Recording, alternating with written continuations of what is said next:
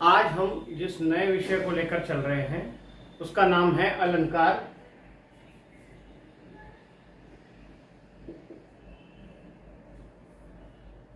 इस विषय से संबंधित अनेक प्रश्न जो हैं आपसे पूछे जाते हैं हर लेवल पर, पीआरटी से लेकर टीजीटी तक, पीजीटी तक, सब जगह पूछ लिए जाते हैं। हल्के से हल्का अलंकार और थोड़ा कठिन से कठिन अलंकार। तो और जब भी आप बीए एमए करते रहे तो व्याख्या के अंदर भी अलंकार ढूंढते और प्रदर्शित करते रहे विशेष के रूप में उसे। ठीक है, तो ये बहुत विशेष विषय है और इसमें से एक प्रश्न मिनिमम आता ही आता है। तो इस पर आज हम बात करने जा रहे हैं। अलंकार के संबंध में पहले तो हमें जानना है कि अलंकार होता क्या है। अलम करोति इति अलंकार, ये कहा जा रहा है जो अलम का काम करे। अलम मतलब सुंदर का, सुंदरता का काम कर रहा है। लेकिन सुंदरता का कैसे काम कर रहा है? तो कुछ लोग व्याख्या या परिभाषा देते हैं सुंदर बनाने वाला अलंकार है। तो आप ध्यान रखें, कोई भी वस्तु किसी को भी सुंदर नहीं बना सकती है। तो अलंकार सुंदर नहीं बनाते हैं। वास्तव में अलंकार सुंदर को और सुंदर बनाते हैं। तो अलंकार संबंधी जो हमारे पास बातें हैं पहले वो नोट कर लें। पहली बात यही है कि अलंकार शोभा विधायक नहीं, शोभावर्धक हैं। शोभा विधायक, विधायक होता है बनाने वाला। कोई स्त्री अगर सुंदर नहीं है तो कोई आभूषण उसे सुंदर नहीं बना सकता है। अगर स्त्री सुंदर है तो आभूषण से और सुंदर बना सकते हैं, दिखा सकते हैं। ठीक है, इसलिए शोभा विधायक ना कहें, उसे क्या कहें? शोभावर्धक कहें। और इसी अलंकार का एक मीनिंग है आभूषण। इसीलिए जब भी हम अलंकार की बात करते हैं तो आभूषण को लेकर चलते हैं। जिस प्रकार स्त्री का अलंकरण करता है आभूषण, उसी प्रकार काव्य का अलंकरण करता है कौन?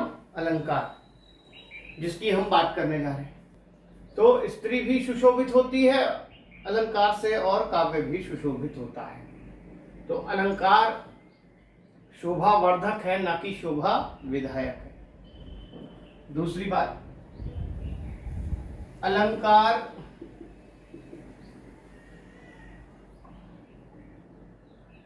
का प्रयोग उचित होना चाहिए। इस बात को भी आपको ध्यान रखना है कि अलंकार का प्रयोग उचित होना चाहिए। उचित होने का मतलब क्या है? अगर कोई भी चीज अच्छी है अगर उसका प्रयोग उचित नहीं करेंगे तो वो अच्छी नहीं लगेगी। ऐसे ही अगर पता है कि आभूषण स्त्री को सुंदर बना सकते हैं, लेकिन स्त्री क्या करे? कान का आभूषण नाक में पहन ले, नाक का आभूषण पैर में पहन ले, पैर का आभूषण कमर पे बांध ले, तो क्या होगा? आभूषण तो पहने उसने, क्या वो आभूषण उसका सौंदर्य बढ़ाएंगे? नहीं बढ़ाएंगे। तो क्या होगा?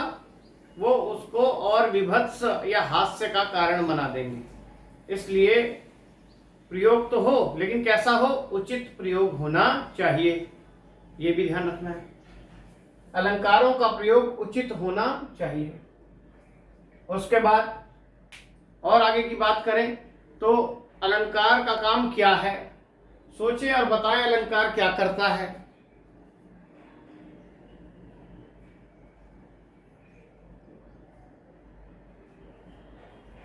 तो अलंकार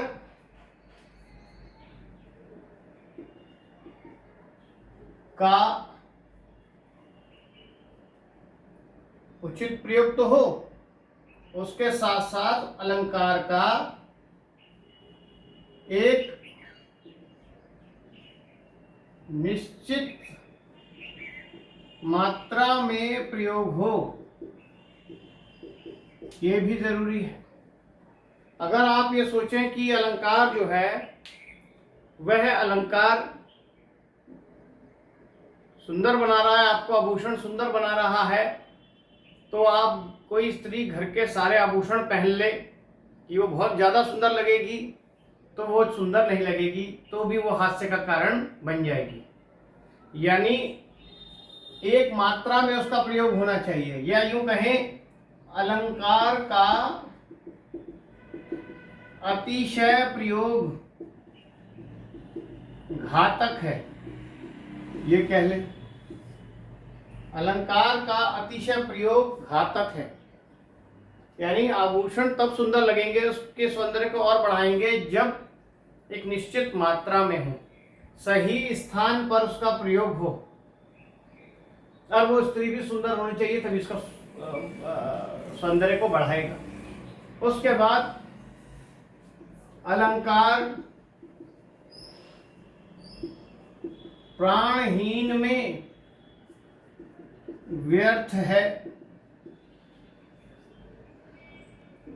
अगर कोई स्त्री जिसने एक निश्चित मात्रा में ही आभूषण पहने हैं, जहां पहनने हैं वहीं पहने हैं, और स्त्री सुंदर भी थी, लेकिन अब वो जीवित नहीं है, तो किसी शव पर, स्त्री के शव पर आभूषण सुंदर लगेंगे, या वो आभूषण उस स्त्री को और सुंदर बना सकता है? नहीं बना सकता। बिना प्राण के अलंकार की कोई वैल्यू नहीं है। काव्य में इसी प्राणहीन का मतलब क्या है? भावहीन। अगर काव्य भावहीन है तो कोई अलंकार उसे सुंदर नहीं बना सकता। जैसे केशव ने रामचंद्रिका लिखी, लेकिन उनमें राम की कविता का जो भाव तुलसी जैसा है वैसा नहीं है, भाव है ही नहीं। भाषा, अलंकार, छंद, कला, यही भरमार है। तो भावहीन कविता होने के कारण रामचंद्र शुक्ल उसको हृदयहीन कवि कह रहे हैं, और उनके द्वारा ठूसे गए अलंकार कहीं भी उस काव्य को सुंदर नहीं बना रहे, गरिमा नहीं दिला रहे। ठीक है, तो ये सब बातें पहले तो आपको जानना जरूरी है कि अलंकार के लिए क्या क्या होना जरूरी है, तो ये सब होना जरूरी है। फिर हम बात करते हैं हमारे पास कौन से अलंकार हैं और उसको पेपर में हम कैसे डील करें। ये जो बेसिक अभी मैंने बताई अलंकार संबंधी बातें, ये बहुत कम लोग इस पर ध्यान देते हैं, सीधा कोटेशन और फिर से अलंकार छांटने की बात करते हैं। और जब हम सिद्धांत की बात करेंगे तो जो अलंकार सिद्धांत है, अलंकार सिद्धांत के जन्मदाता कौन है या प्रवर्तक कौन है, तो आप नाम देंगे किसका? भामह का। जैसे कल हमने रस के संबंध में बात की थी कि रस की चर्चा कौन कर रहा है, शुरुआत कर रहा है भरत मुनि। तो भरत मुनि रस सिद्धांत के जन्मदाता हुए। वो अलग बात है कि हमने आपको बताया कि रस के संबंध में उन्होंने केवल रस के अंग की बात की, ना उसका स्वरूप दिया, ना कुछ दिया, फिर भी जन्मदाता वो है। यहाँ पर कौन है? भामह है। अब हम यहाँ एक एक करके एक एक अलंकार को लेते जाएंगे, समझेंगे। तो पहले तो ये जान लें कि अलंकारों का वर्गीकरण कैसे किया गया। एक तरफ तो इसको शब्दालंकार और एक तरफ अर्थालंकार, ये दो प्रकार के अलंकारों की बात की गई। शब्दालंकार जहाँ शब्द में चमत्कार होगा, अर्थालंकार जहाँ अर्थ में चमत्कार होगा, इसलिए दोनों अलंकार अलग अलग हो गए। शब्दालंकार में शब्द में चमत्कार होने के कारण अगर शब्द को हम रिप्लेस कर देते हैं, बदल कर उसका पर्याय रख देते हैं उसके स्थान पर, तो उसका अलंकार का सौंदर्य गायब हो जाता है। इसलिए चमत्कार किसमें था? शब्द में था। इसलिए ऐसे अलंकारों को हम क्या कहते हैं? शब्दालंकार। और बिल्कुल इसके इधर पर अगर हम देखें, अगर किसी कोटेशन में हम किसी शब्द को हटा दें, उसकी जगह उसका पर्याय रख दें, फिर भी वही अर्थ और वही चमत्कार आ रहा है, तो वहां अलंकार कौन सा था? अर्थालंकार। शब्द से उसका कोई लेना देना नहीं था। वहीं पर इन दोनों से अलग एक और भेद इसका मान लिया जाता है, उभयालंकार। उभय मतलब दोनों, जहां एक ही स्थान पर शब्द और अर्थ दोनों अलंकार एक साथ आ जाएं, वहां उभयालंकार होता है। वास्तव में दो ही भेद हैं, शब्दालंकार और अर्थालंकार। शब्दालंकार में आपसे पूछता है कितने अलंकार हैं? बहुत सारे अलंकार हैं, ढेरों। तो वर्गीकरण कैसे करें? तो शब्दालंकार टोटल है कितने? 5। कौन कौन से हैं? उपमा,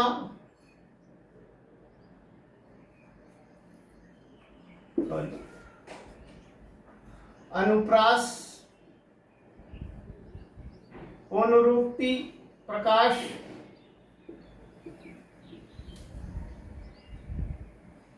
यमक,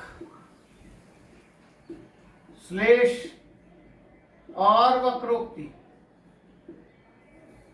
ये 5 अलंकार हैं जो शब्दालंकार के रूप में जाने जाते हैं, और इनसे अलग जो भी बच गया वो अर्थालंकार है। हम अपने इस पाठ्यक्रम में जिन अलंकारों को लेकर चल रहे हैं वो एग्जाम के पॉइंट ऑफ व्यू से बहुत इंपॉर्टेंट है, उन सभी की हम चर्चा करेंगे। 5 की इनकी चर्चा करेंगे, और अर्थालंकार में हम किसको लेकर चलेंगे? अर्थालंकार। इसमें हम पढ़ेंगे उपमा, उत्प्रेक्षा, रूपक, अन्योक्ति, समासोक्ति, उदाहरण, दृष्टांत, मानवीकरण,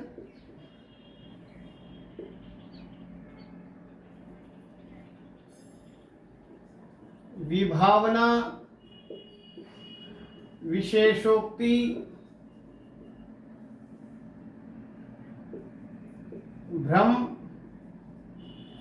संदेह, ब्याज स्तुति, ब्याज निंदा, प्रतीप, अतिशयोक्ति, अतियुक्ति, और भी आपको इसमें मिल जाएंगे, जो जैसे जैसे आते जाएंगे हम उनकी सबकी बात करते जाएंगे। कम से कम इस तरह के इतने अलंकार 20-25 हमें अच्छे से याद करने हैं जो एग्जाम में आते हैं। इनमें सबसे पहले हम बात करेंगे किसकी? शब्दालंकार की बात करेंगे। शब्दालंकार, अभी जैसे मैंने बताया कि जहां शब्द में चमत्कार होगा वहां शब्दालंकार होगा। तो हम पहले बात कर रहे हैं इन 5 की, फिर बात करेंगे इनकी, इनमें कुछ और भी जोड़ेंगे। अभी हम एक लिस्ट हमने तैयार कर ली है जिससे हम इन अलंकारों को देखते जाएंगे क्रम से। इसी के अलावा जो अभी मैंने उभयालंकार की बात की थी, मैंने कहा शब्द और अर्थ दोनों एक साथ आ जाएं, वहां एक ही अलंकार आता है जिसका नाम है संकर अलंकार। संकर अलंकार के नाम से शब्द और अर्थ ही अलंकार होंगे, वहां पर दोनों का रूप इकट्ठा आ गया, इसलिए वहां संकर अलंकार बहुत कम दिखाई देता है, लेकिन जहां दिखाई देगा वहां हम इसकी चर्चा करेंगे। ठीक है, तो हम सबसे पहले बात कर रहे हैं शब्दालंकार की, जिसमें ले लेते हैं हम अनुप्रास को। अनुप्रास,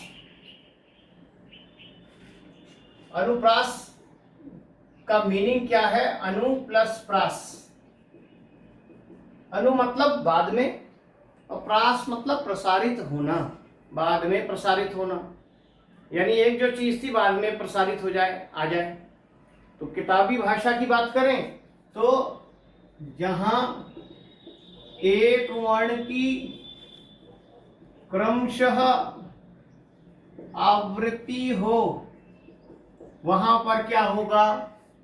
अनुप्रास अलंकार होगा। जैसे आप पढ़ते आए,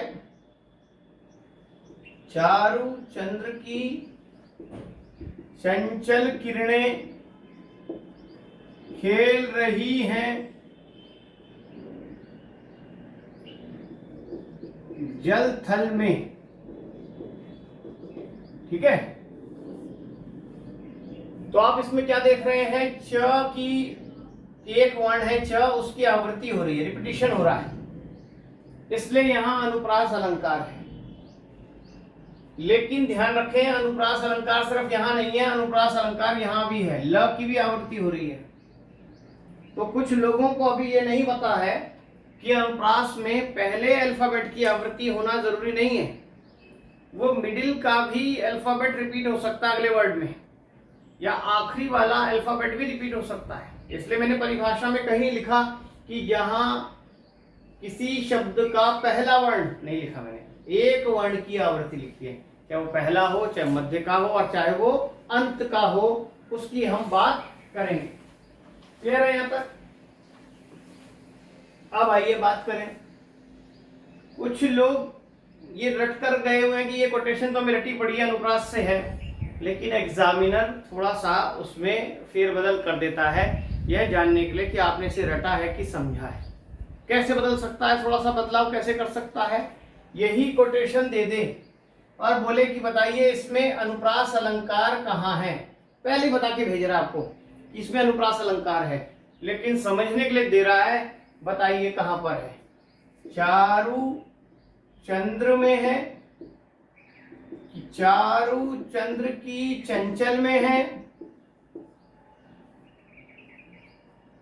या फिर संपूर्ण पंक्ति में है,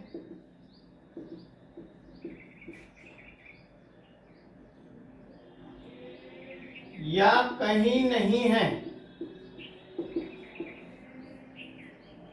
अगर आपने ये तो पता है कि अलंकार है, इसलिए आपने मान लिया ये गलत है। संपूर्ण पंक्ति भी कोई याद रट कर गया, सोचेगा पूरी में होगा, पता नहीं उसे, इसलिए वो ये टिक लगा सकता है, वो भी गलत हो जाएगा। कोई चा च च की आवृत्ति यूं देख रहा है, क को देखना भूल जा रहा है, तो भी आंसर गलत हो जाएगा कि केवल इसमें है।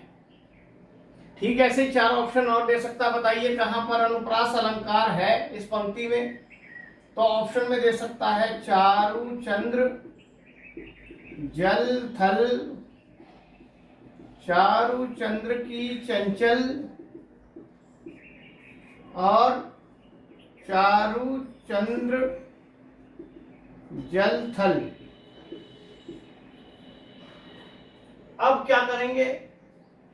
अब जो आंसर हमारा ये था वो ये आंसर नहीं है, क्योंकि अनुप्रास चारु चंद्र में भी है और जल थल में भी है, और आंसर न ये सही होगा ना ये सही होगा, और ये तो था ही नहीं पहले भी सही, तो ये भी और ये भी, ये आंसर हो जाएगा। इसलिए क्वेश्चन वही होगा पुराना, कोटेशन भी पुरानी होगी, लेकिन पूछने का ढंग उसका थोड़ा सा बदल सकता है। क्लियर हो गई ये बात जो मैं बताना चाह रहा हूं? अब आइए इस अनुप्रास